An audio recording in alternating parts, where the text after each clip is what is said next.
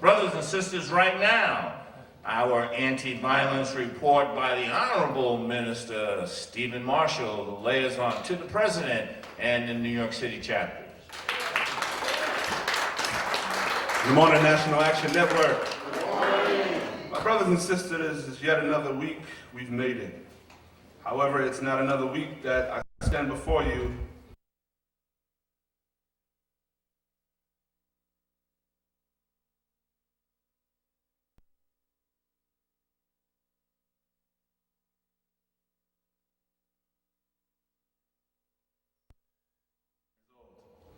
Brothers and sisters, contrary to the media, these children were victims. Victims of not only the instrument that took their lives, but victims of a system that failed to protect them. In America, the land of the free, nearly 30,000 people shot, and more than 58% of the victims look like you and me. In America, there has been 366 mass shootings this year, and yet no one speaks of the carnage and blood spilled on our streets. Nearly 2,000 children under the age of 17 shot in America, yet it is not even a part of the national discussion. Brothers and sisters, in the last 24 hours, over a dozen people shot across New York City, and many of them right here in Harlem. Also this week in Brooklyn, a man playing handball in Lincoln Terrace Park, a man who the people in the community considered to be a peacemaker, shot in the head in broad daylight. We are killing the staples that held our communities together, brothers and sisters, right in the dawn of the day. In the Bronx, the most horrific story I've heard, an 18-year-old man was stabbed repeatedly, doused with gasoline and burned to death, as if stabbing him wasn't enough. Brothers and sisters, there's a sick demonic spirit in the land that seeks to kill and destroy us. The question I have is, where are the demon chasers? Brothers and sisters, we must raise our voices as if our lives depend on it. No justice. Listening to the National Action Network Saturday Action Rally, coming to you live on WLIB 1190 AM in New York, streaming you across the country. We're also live at 10 o'clock hour on the Impact Television Network. I want all of you right now to get on your feet, put your hands together for the President and founder of the National Action Network, the Reverend Dr. Al Sharpton. No justice! No peace! No justice! No peace! No justice! No peace! No justice! No peace! No justice! No peace! What do we want? Justice! What do we want? Justice! What do we want? Justice! When do we want it? Now! When do we want it? Now! When do we want it? Now! When do we want it? Now! Fist bump the person next to you, tell them you love them.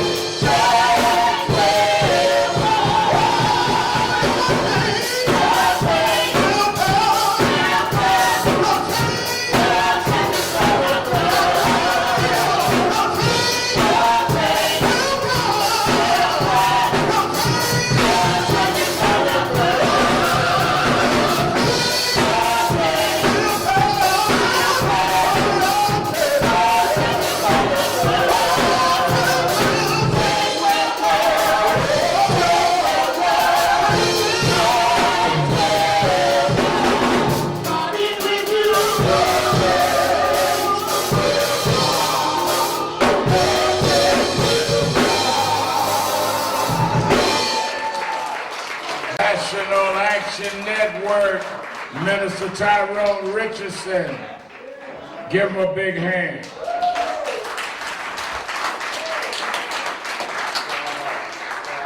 And as we are creeping out of the pandemic in New York anyway, we're glad to see part of the change choir coming little by little.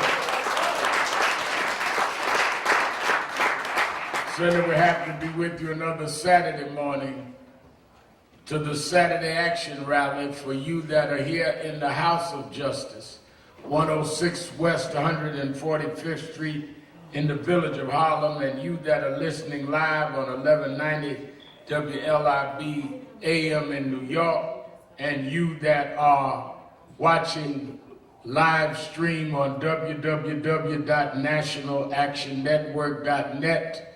We're happy to be with you another Saturday morning to report on where the action is. Give a hand to our presider, Attorney Michael Hardy.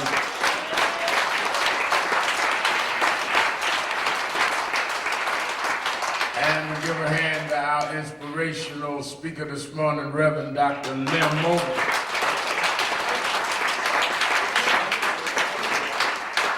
He did a wonderful job, and we're happy to have him. Let me also say, before I get into announcements and then my message for this morning, happy to see Brother John in the house. He's been missing.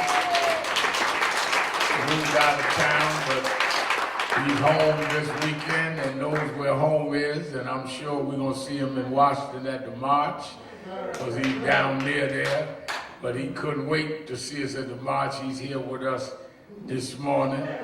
And then I'm glad many of you know who works at our corporate office, Sister Julia Nunez. Well, she's no longer Sister Julia Nunez, she's Mrs. Anthony Austin. Reverend Austin, stand up, and her got married this week.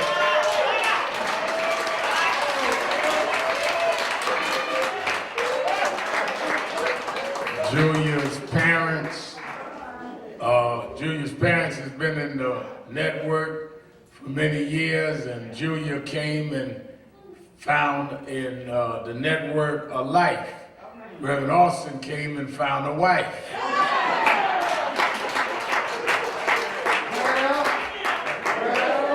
So they both happy. And we're glad to have them. I have to, they don't want me to, but I have to acknowledge a friend of mine who is certainly one of our cultural giants and heroes, who did a real unsolicited promotion for the march. And you remember Night and Day and all, he's one of the outstanding artists and rappers of all times.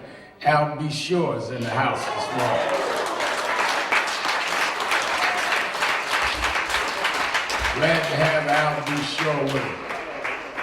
I had a cousin that used to be mad, said Al B. Shore made light skin, good hair fashionable, and he couldn't get there. A lot of folk mad at Al B. for that. But he's doing his radio, and he's a friend. He came, I want y'all to know, when he did the radio spot for the march. He's not being just one jumping on a bandwagon. He was there with us in Houston at the funeral for George Floyd and sat and helped with the family. And he's been doing that for years. A lot of artists just show up after you beg them up, but Al B is in the grind, and that's why I wanted to acknowledge him.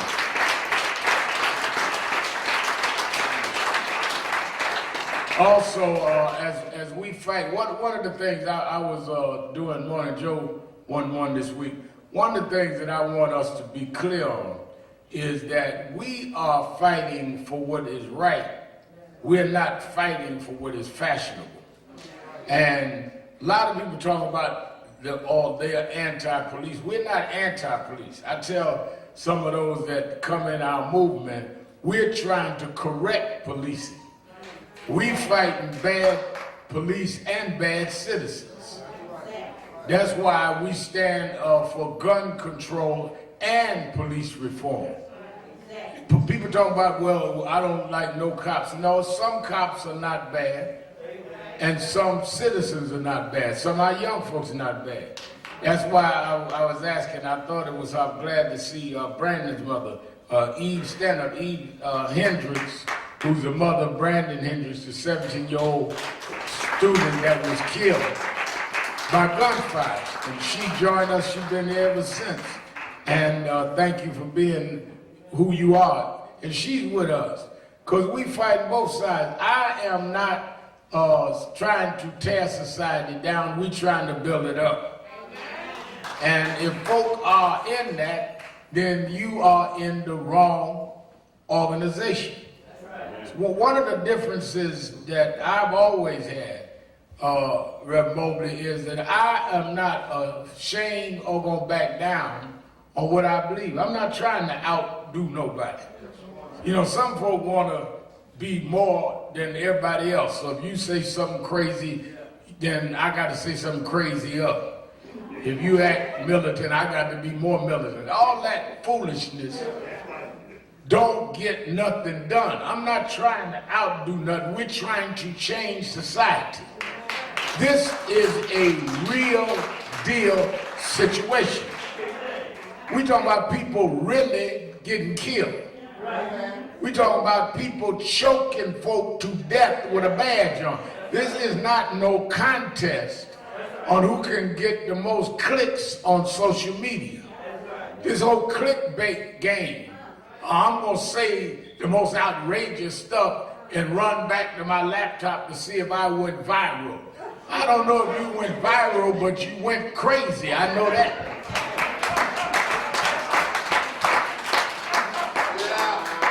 And in your craziness, you do not help the movement, and in some cases, you hurt the movement. Folk like Trump needs you to go crazy, because then he can make all of us look crazy, so the folk that we need to vote don't want to identify with your craziness. We fighting for the Floyd family, fighting for Eric Garner's family, fighting for the family of Breonna Taylor, all of them being with us in Washington. They do not need to look like they are some out of society, crazy, violent people. They need to look like they are. The more you look extreme, the more the police look justified in using abuse on you. To fight this fight, you got to be strategic. You got to be smart. They want you to look out of control. So if you look out of control, folk on a jury will say, well, they didn't have no choice but to restrain them. If you act like somebody that you are, a citizen that is law-abiding and correct but have firm views, people will say, then how can you throw somebody like that in a chokehold? Or how can you hold somebody like that down 8 minutes? But you're behaving the way they need you to behave. Not because of your agenda, but because of your ego. I know folk be joining marches, don't even know why they march. I had a friend of mine was on the phone with me. He said, oh, a march outside, let me run in and get it. I said, well, what they march? I don't know, we just jumped in the march. They could have been marching on him.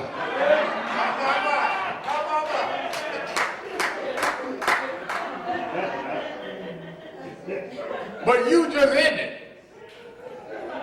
Because there is the need to feel like you're part of something. And it is a danger in just trying to be a part of something rather than sitting down and deliberately deciding something. Some of y'all in relationships now because you just wanted to be with something. And then you sit up wondering how you got in it because you were not in love, you was lonely. Get you a dog or a cat or a doll or something. Or pay your cable bill. But don't get in some mess because you're lonely.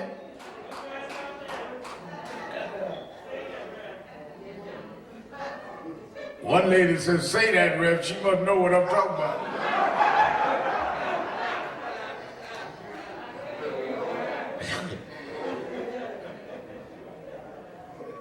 Well, one of the things that I was watching, and I want to be real clear on this, when you deal with the city of New York, let me say this to our WLIB family, there is no accident that on yesterday, the Patrolmen Benevolent Association, 2 days after first black woman nominated for vice president, endorsed Donald Trump for president. Pat Lynch and the PBA answer to Kamala Harris joining Biden's ticket was to endorse Trump. Trump, who goes all over everywhere talking about we need to have stop and frisk.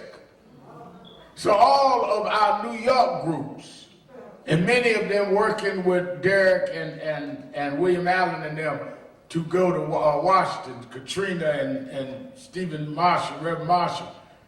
It's time for us to put aside whatever bickering and whatever differences we have. If you got the PBA and Trump on one side, why are you arguing and dividing us on the other side? We may have disagreements in terms of strategies and tactics, but we agree on the goals. And if you separate us based on goals not being separate, then it either means you're immature or working for the other side. Well, I ain't with them because I believe in doing this or doing that. Whatever you believe in, if you're doing something, I'm either going to support it, or if I don't agree with the tactic, I'm going to be quiet, because I'm not going to get in your way. If you don't believe in what we doing and the way we do it, but believe in the goal, just shut up and let us do what we do. Everybody ain't got to do the same thing the same way. Well, I don't believe in marching. Well, don't march then. I do. I don't apologize what I believe in.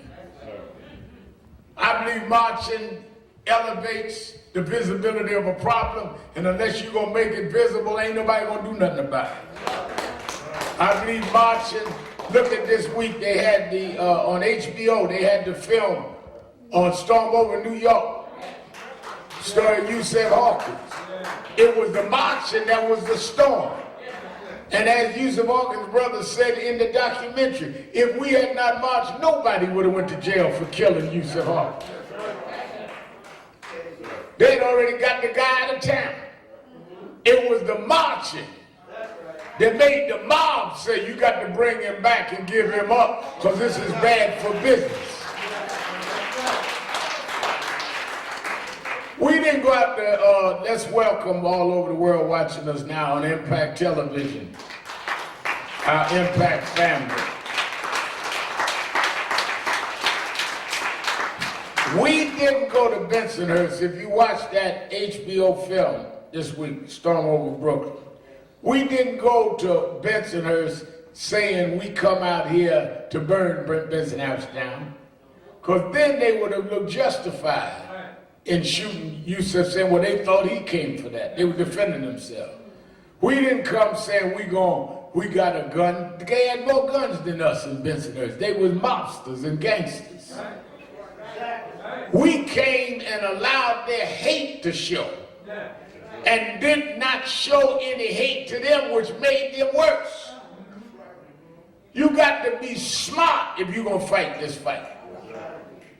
And the problem is that we have too many people whose emotion outruns their thinking. And that's why we're going to Washington August 28. When they went August 28, 1963, you got to remember, they went 2 months after they had killed Medgar Evers in Mississippi. Medgar Evers was leading a voter drive in Mississippi. He was the head of the Mississippi NAACP. He was telling blacks to vote, 1963. Pulled in his driveway one night. Wife, 2 children in the house. Got out his car. Man blew his brains out in his driveway, fighting to give us the right to vote. That was part of what gave more momentum to why they marched in Washington. It was always in the midst of tragedy that you have to do what you have to do. That is why at the funeral of George Floyd, I announced this march. Because just like you had Medgar Evers right before the march of '63, we had George Floyd and Ahmaud Arbery and Breonna Taylor right before this march, because their killing, like Medgar Evers' killing, showed the social conditions of the time. Yeah. They killed Medgar about voting. Yeah. They were able to do what they did to Floyd and Arbery and them because there is no law and order about law enforcement. That's right. We've gone through all the precautions, laid out all the COVID-19 regulations. We're going to take your temperature, we're going to make you wear face masks, we're going to social distance, all that. Yeah. Somebody said to me, Reverend, we march in the pandemic. They marching every day since George died in Minneapolis and in Portland and in Seattle. And they killed him during the pandemic. So if all of that, the thing that also got me, Albie, is that now the president, Donald Trump, they have the Republican convention that week. He has announced he's accepting the nomination on the lawn of the White House on the night before our march. And they're going to socially distance.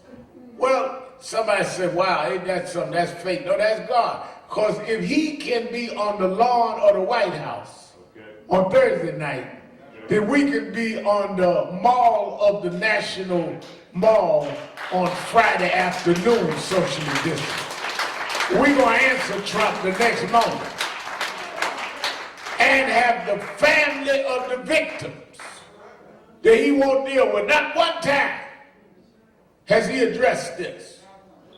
Not one time. And then let me tell you something. Then you get into this whole stuff about, I'm going to deal with this on my TV show tonight, Politics Nation, 5 o'clock Eastern, for y'all watching around the country. Yes, sir. Then we get into, we came out in April of this year and said that I would like to see Joe Biden nominate a black woman for vice president. Many of y'all remember when I said it, I repeated it here. I had Joe Biden on my television show. Said it to him twice. Then others got in. Jim Clyburn said it. Then some got a committee together, 100 black women stood up and said it. Then 100 black men. And everybody was putting pressure since Biden had said that he was going to have a woman as his running mate and a black woman in the Supreme Court. We said, no, we want a black woman. We prefer a black woman also on the ticket.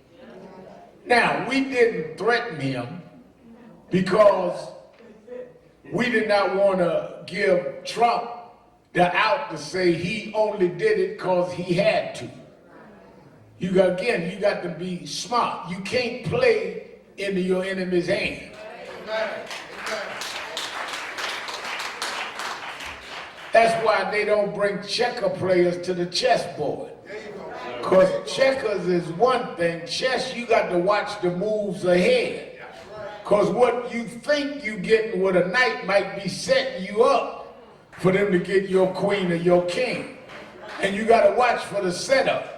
So there's a lot of things I may want to say, but I'll say it at home in the shower to myself. When I come out the shower, then I say what I have already thought about, what is going to be the reaction, what is going to be the move by other folk. That's the problem you got. You got too many people out here doing shower talk in public. You ought to leave that stuff in the shower. Be talking about everything that in me just come up and come out. Well, that's ignorant. You shouldn't brag about it. If they come to my mind, I just express myself. Well, then you should shut up. Ain't smart to say everything come to your mind. When do you deliberate? When do you wait? It's like you get sick, go to the hospital. Doctor say you need surgery. Well, what kind of surgery I need? Whoa. Whatever my instincts lead me, I'll do it when we get in there. Well, you ain't gonna operate on me.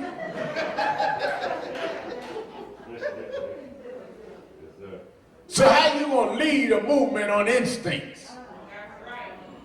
How you gonna speak for somebody when you admit you got no control of your own tongue? You ought to listen more than you talk. So when you talk, you got something to say. That's why God made you with 2 ears and 1 mouth. If he wanted you to talk more, he gave you 2 mouths and 1 ear.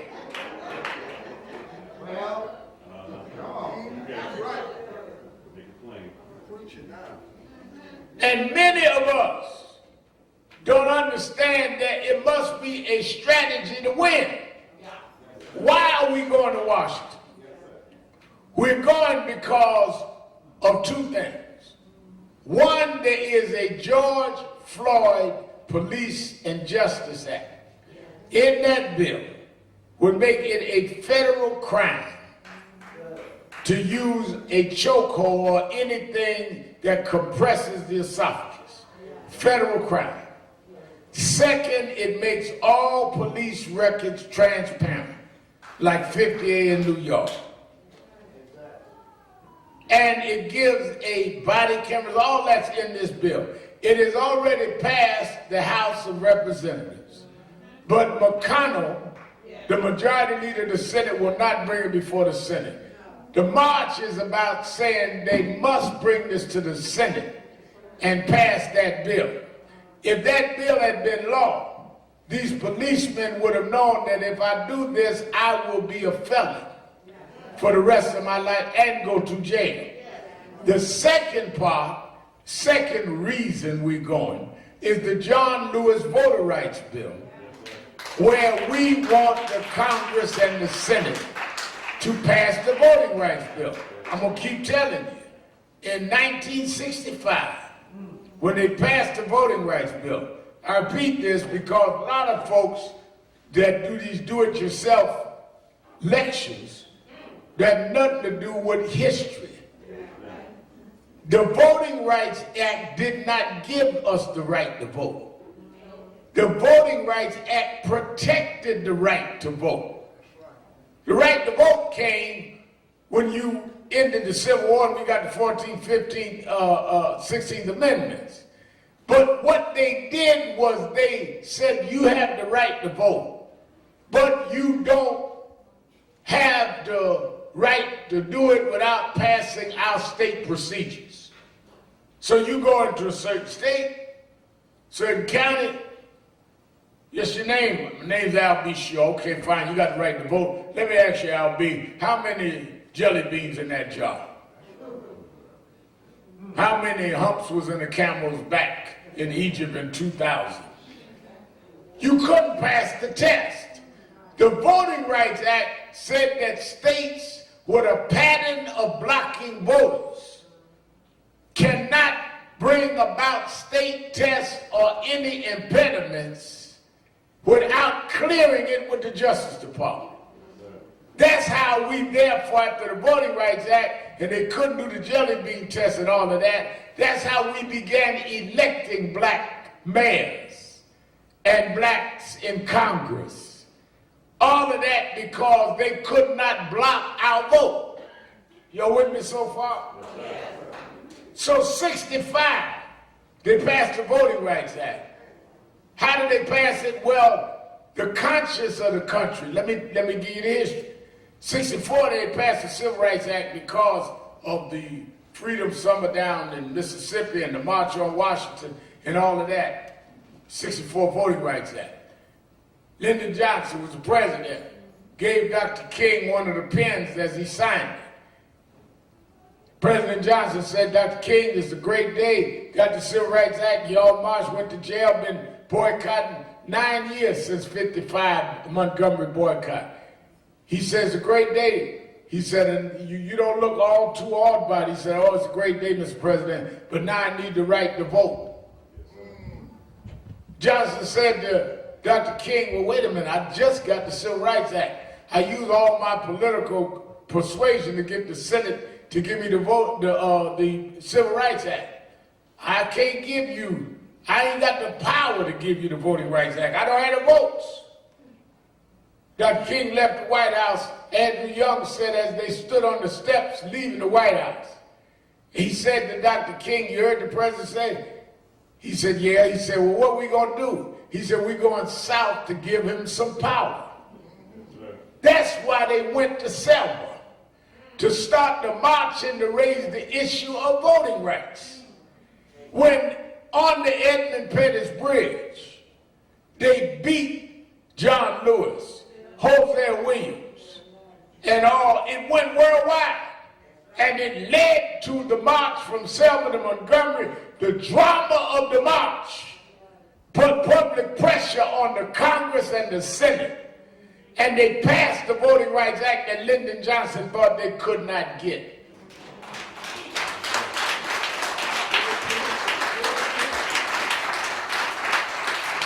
The drama of this August 28th to bring the family of George Floyd, who the world watched being choked 8 minutes and 46 seconds, to bring the family of Ahmaud Arbery, who was shot jogging in Brunswick, Georgia, doing nothing to nobody, to bring the family of Breonna Taylor, who was sleeping in her own room, in her own house, and a no-knock law come in and killed and shot her and her boyfriend and killed her. To bring the family of Rashad Brooks, shot in his back running away at a Wendy's store. To bring those families to stand under the shadow of the statue of Abe Lincoln is to make them have to deal with the legislation. What we doing is what we done.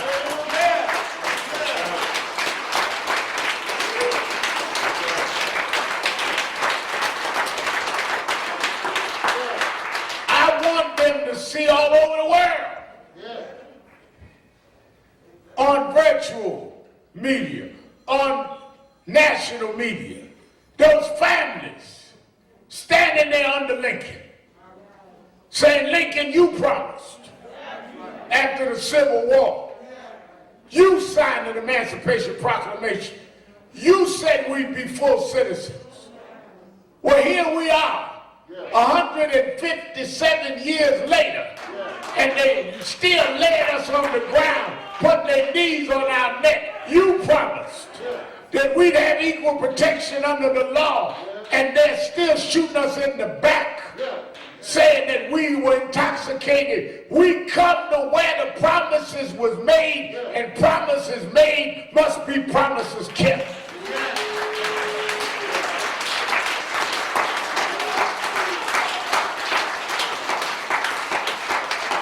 If you want to go and help us collect on that promise, get on the bus. If you want to go and say, I can't live in a nation that we don't have equal protection under the law, get on the bus. All you got to do is go to nationalactionnetwork.net or call 1-877-626-4651 and get on the bus. Don't be home talking about that's bad. Don't be home talking about I love John Lewis. Get on the bus. If you don't believe in marching, then shut up and sit down and watch us march and bring this issue front and center to Donald Trump's doorstep.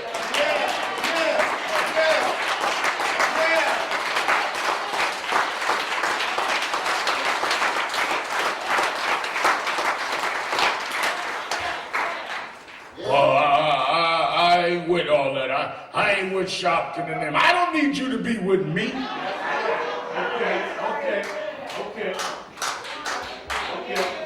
Don't flatter yourself. I ain't never sent you an email or made a phone call and asked you to be nothing with me. I'm going down to Washington for myself. I'm going down there for my grandson. I don't give a flip whether you go or not.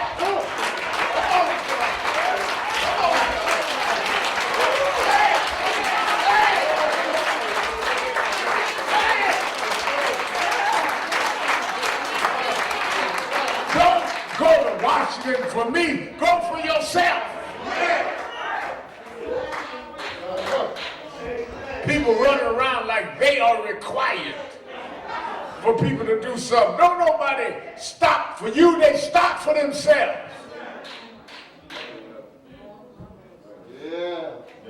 Delusional. All about you. Clickbait activists. Can't vouch for photographing and videoing themselves. You know, I'm glad they had that HBO film out on Yusuf Hawkins. This is before they had social media. We had thousands of folks walking in danger with people calling them the N-word, throwing watermelons at them, stabbed me in the chest. And we ain't had no Facebook or no Twitter. Now all y'all got is Facebook, walking around filming yourself protesting. I ain't never heard of no stuff like that. Get out my shot.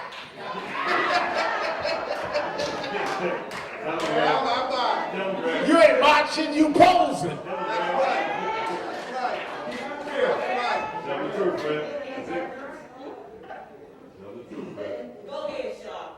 We need to get serious. Because if this man gets back in and gets another seat on the Supreme Court and some more in the federal court, they will revoke everything that we got.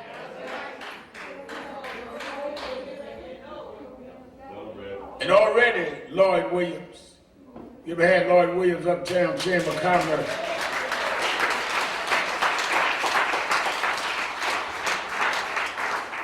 Already the naysayers. Wow. As I was saying, we were early saying we wanted a black woman vice president. Biden deliberated, went through his process, went through whatever qualifications he deemed necessary, come back and announce Kamala Harris. For the sunset, super duper militant Negroes, talking about she wasn't black enough. Okay. Mama Indian, daddy from Jamaica, like Jamaicans ain't black.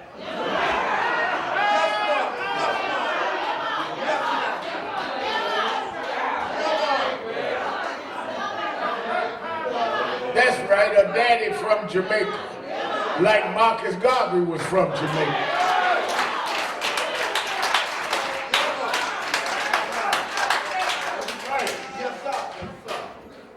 Now you're gonna have a black test, just like you did Obama. Who made you the authenticator of blackness? Ain't nobody got to pass your black test. Well, I don't know if she's black enough.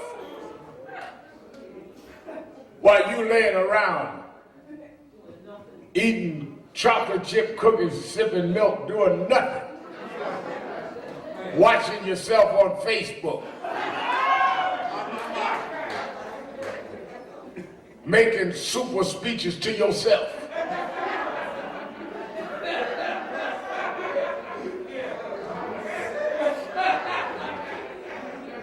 You got a new trick. Ashley showed me buying followers. I be, in the social media thing, I got a lot of followers and all. I didn't know you could buy followers. You got some folk now, they got it where now you can go and buy you 1 million followers. And you run around like you really got 1 million people following you, and when you bought it. Well, I got 1 million followers. Well, I could do that too if I paid for it. But ain't nobody following you. Explain to me how you got 1 million followers and can't get 20 folk to a rally. I mean, explain that to me. Where's the rest of your 980,000 followers? They didn't get your tweet?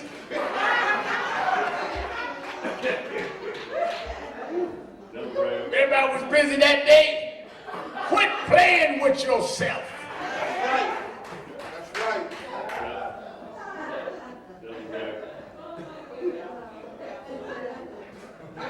This is real stuff. This woman would be a heartbeat away from President of the United States. They would appoint the Attorney General that would decide how we deal with policing, decide how we deal with the questions in our community of crimes and gun control. Let's get serious about this. To have somebody that understands our background, raised by a single mother.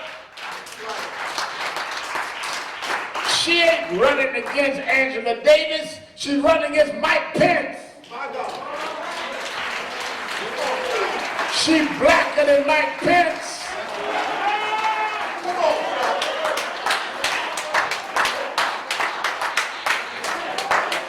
Yeah.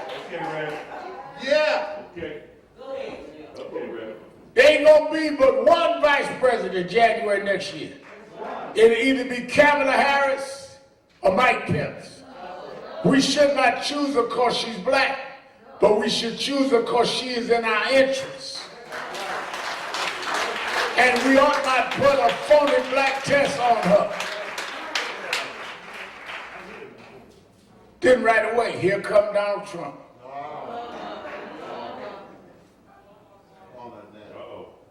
She, I don't know, is she a legitimate citizen to be vice president? Come back with the birtherism. That's right. Now notice something about Mr. Trump. He never raises the issue of birth unless it is a black person.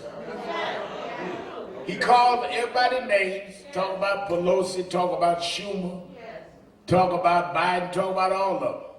But he never questions their birth. Think about that now. He got named for Liz Warren. He got named for Bernie Sanders. Never questions their birth. Because the subtlety is to say that the blacks are not really Americans. It's to play the citizenship card. It's like going back to 3/5 of a man. If they ain't really one of us. You don't question their politics, he questions their citizenship, their birthright. And what he's doing to Kamala Harris and he did to Barack Obama is racist and bigoted.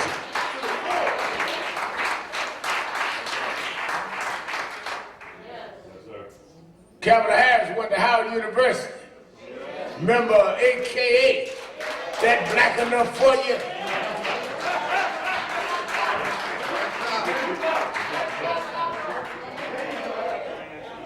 I'm sick of these latte liberals that's gonna sit up sipping $5 coffees, analyzing who for the people. You don't even know the people you talking about. Well, Reverend Al, I'm representing the lumpen proletariat. But you ain't never had a lump.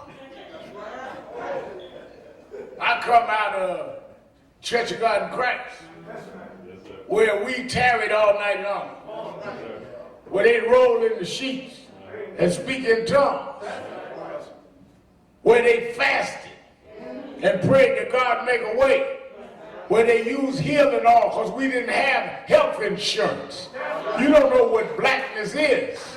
Where we'd eat banana sandwiches because we couldn't afford meat. While you sitting up in your Ivy League schools analyzing us, I lived blackness. I don't have to critique it. I don't have to study it. I lived it. You need to sit down and shut up and let us elevate our community. Your analysis is irrelevant in our journey. Hey!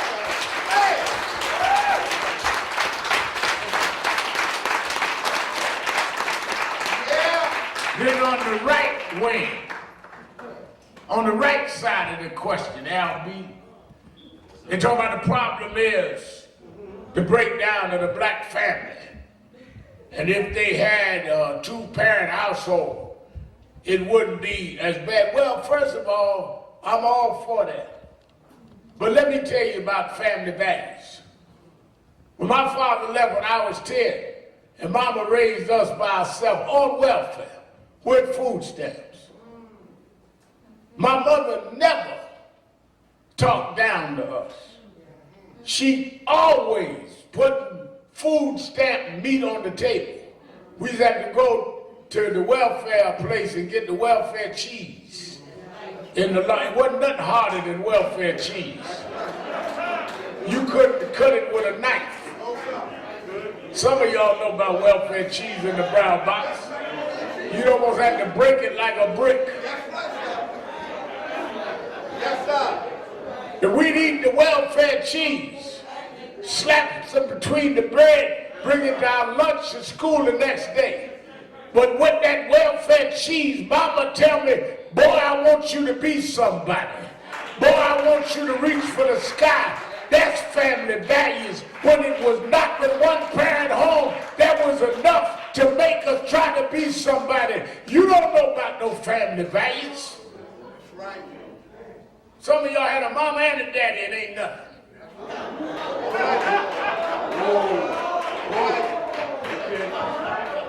Sit up on TV talking down to people. Bunch of right-wingers. Had a balanced home and a good home of parents. Well, they didn't teach you no values. Because if they did, you wouldn't hate folks that different than you. You wouldn't look down on folks of a different color than you.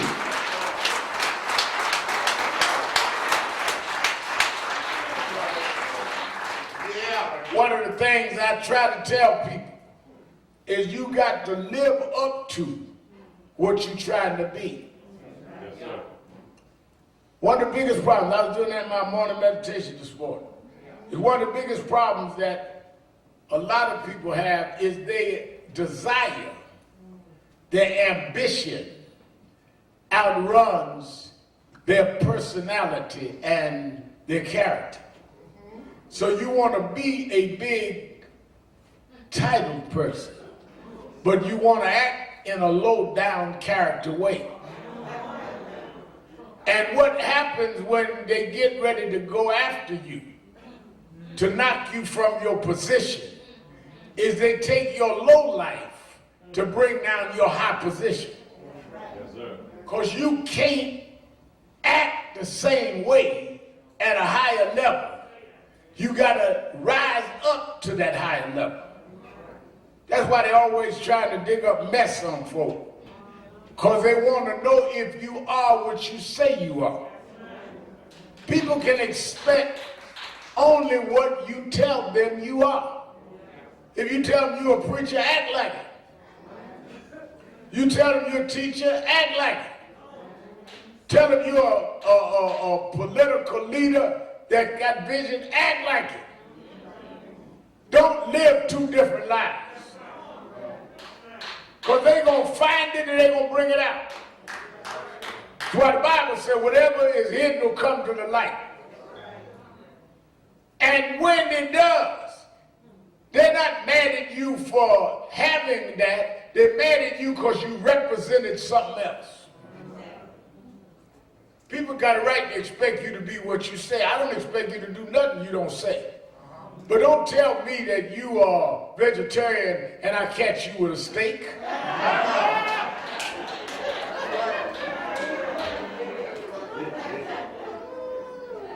Because I didn't make you say you're vegetarian, you decided that. Don't tell me I'm in a committed relationship and you cheating.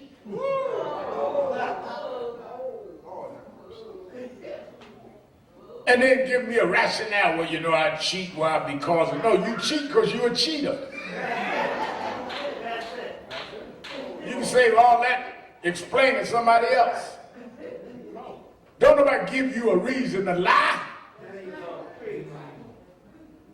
You're going to be a mayor, you're going to be a governor, you're going to be a president, you're going to be a head of a corporation. Your conduct must match that. And the reason why some of y'all can't hold a position because you can't live up to that. That's why Mobley preached this morning. Even Jesus had to go out and prepare himself. I want y'all to watch this now. Some of y'all watching on Impact Television. If Jesus had to go 40 days and get himself prepared, why? He had been raised as a carpenter's son. Learned the tricks of the trade from Joseph. Knew how to be a carpenter. Knew the art of carpentry. But now it was time to go about why he came. And he had to transition from carpenter's son to his father's will. In order to do that, he had to remove himself. Yes, sir. He had to step back so he could step up. Sometimes y'all want to step up without stepping back. Sometimes you need to step back to get yourself ready to step up.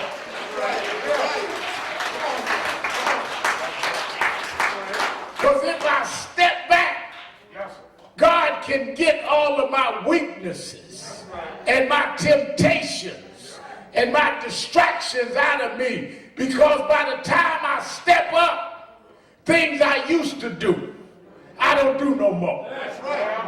I don't care whether you think I changed or not.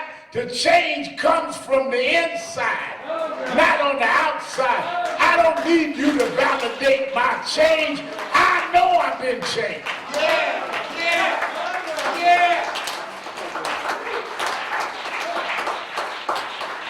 Well, you don't know Al like I know Al, but you don't know Al like Al know Al.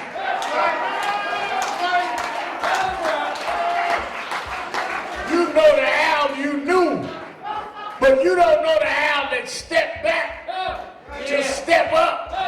There's an Al you never saw. That's why when Jesus stepped back and then stepped up, he said, the Spirit of the Lord is upon me.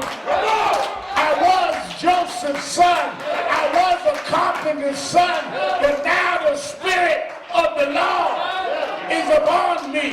And he has anointed me.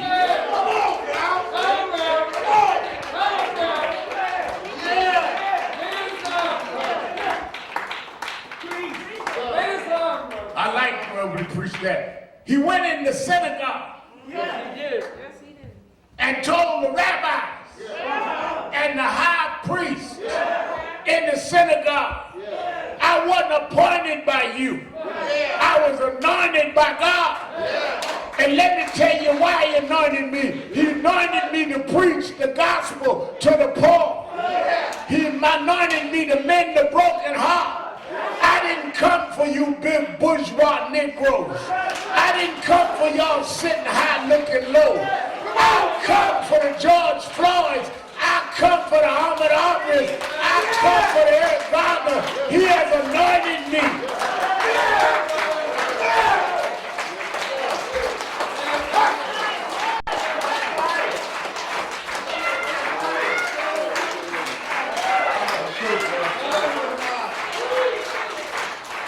That's why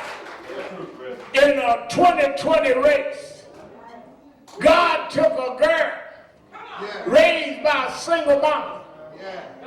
Daddy in Jamaica, mama raising her and her sister in Oakland. Put her through a historic black college. Not Harvard, Howard. But I'm going to take a Howard AKA and run a billionaire out the White House. He's anointing me.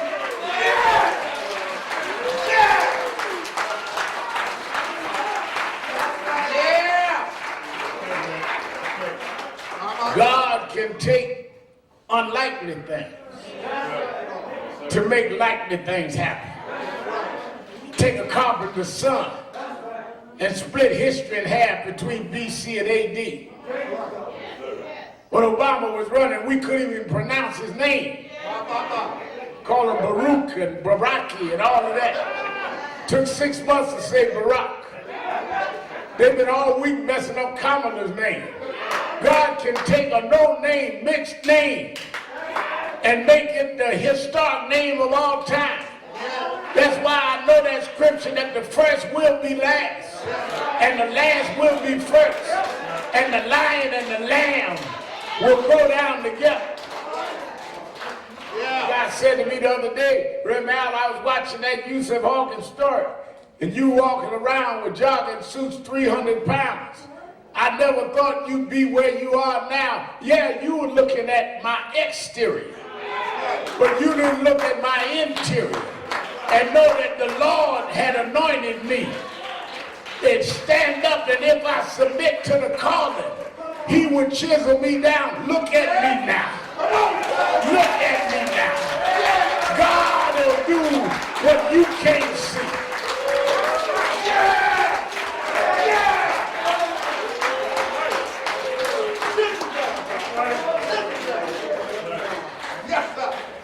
That's why I like that song we used to sing in church.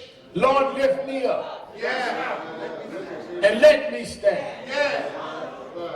My face on heaven's highlight.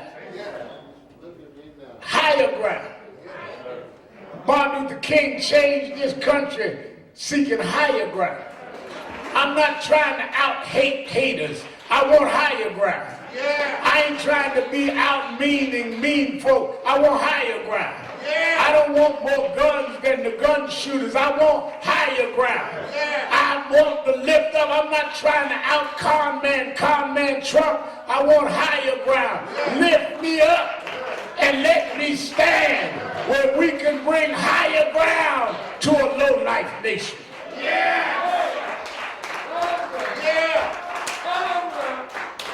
I don't want to go from white violence to black violence. I don't want to go from white hate to black hate. Higher ground. Too many of you want to be the opposite of what we fight. No, I want to be higher than that. I don't want to match them. I want to change this country. I don't want to do to others what they did to us.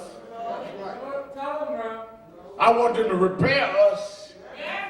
I want them to pay for what they did, because they owe what they did. And then we need to build a world that makes sense. I don't apologize for that. Guy asked me in Washington, I guess he thought, because I was sitting up, at that day, we was in a meeting with a boy at the White House. He said, I remember when you used to talk about reparations. I said, I still do. And I do now. Because y'all owe to repair the damage y'all did. I ain't gonna apologize for that. We sit there in the White House that was built by slaves that never got paid. And y'all still are doing things. That's why we're going to Washington. But let me tell you something. We go because we know that if we stand up, God will use our standing up. The test that Mobley talked about, God tests everybody he uses. When I was looking at that Yusuf Hawkins story this week, do you know the courage it took for all those people to get on buses every Saturday morning and would go to visitors knowing that them folks was gonna call us the N-word. Knowing that some of them folks would have bats and want to beat us. And it was only the police in between. And they did stab me one morning. Imagine these older women, some of them senior citizens, that would get up on Saturday morning and go there knowing they may get hurt, but they're going anyhow for justice. You run around marching on empty buildings calling yourself an activist. These folk marched in dangerous way every Saturday morning. And somebody got to beg you to get up and get on a bus to ride to Washington when they're choking folks to death. Ain't nobody gonna be calling you no N-word to 28. Just too lazy and ungrateful to stand up for something when people stood up for you. I don't care if nobody go but me. I'm not gonna let Trump and them get away with what they getting away with George Floyd and Aubrey. I'll go to Lincoln Memorial if I got to go by myself.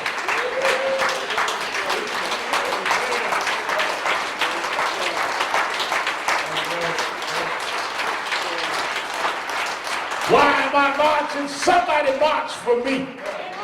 Somebody got a bus 3 in the morning for me.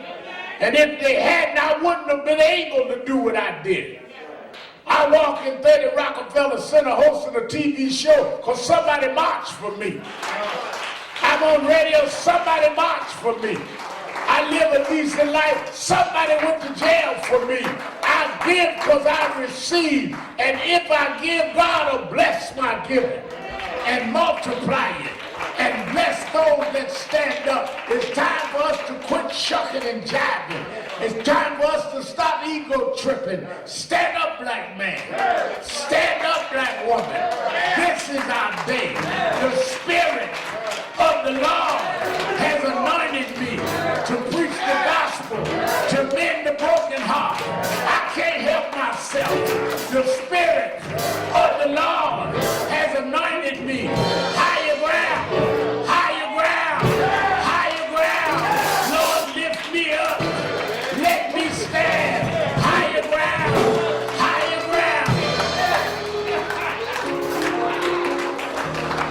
Pressing on the upward way, new heights I'm gaining.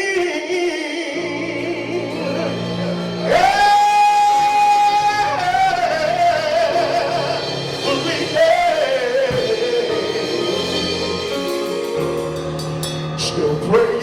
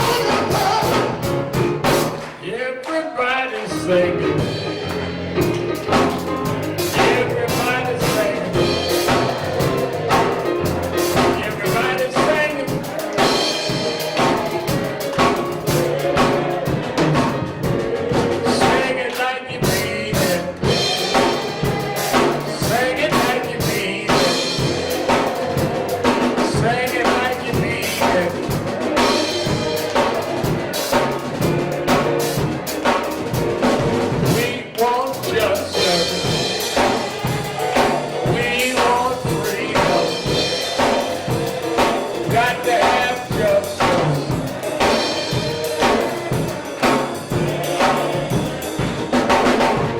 I'm open the doors of the movement. There may be someone